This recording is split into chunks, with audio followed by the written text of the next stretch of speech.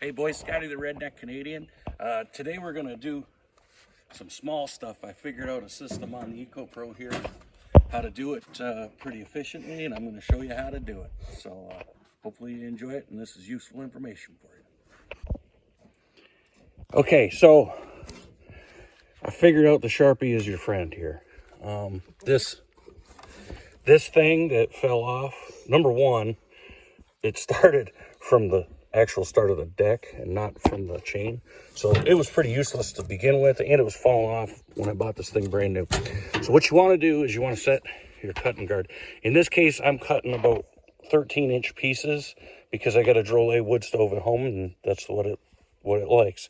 So what you need to do to adjust this to what you want is put a piece of wood in it and then bring it down kind of hard, because you see that moved. Right? You want to mark it right there, and then use your tape measure.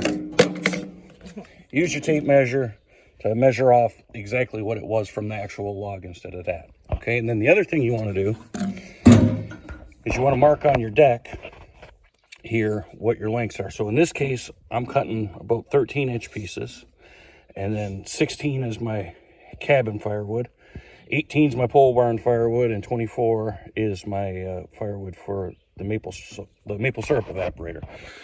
So why you want to do that is when you get to the end, you're going to probably end up with a non-conforming piece, some kind of small piece. You can flip it around and cut it off, and then you keep it. And then in this case, we got our conveyor coming up here into the truck where we get everything stacked, and then I'm just throwing all my little non-conforming pieces into the corner here, and we'll use those on the smokeless fire pit. So let's fire this thing up. You guys ready? Ready.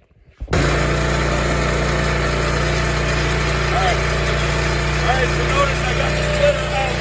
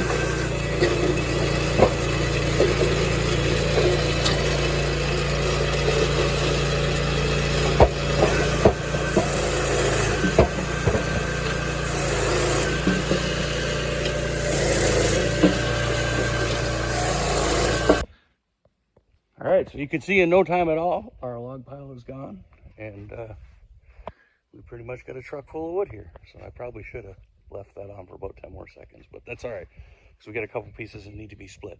So let me show you two quick things about this. All right, if you have this optional hydraulic infeed, the small pieces tend to get stuck here.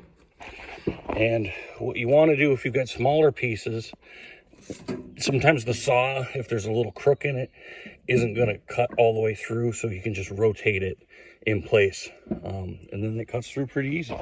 So anyways, I struggled with this when I first got the machine, cutting the small stuff in the spring, just because I was, you know, learning how to use it. But hey, it works beauty just like this.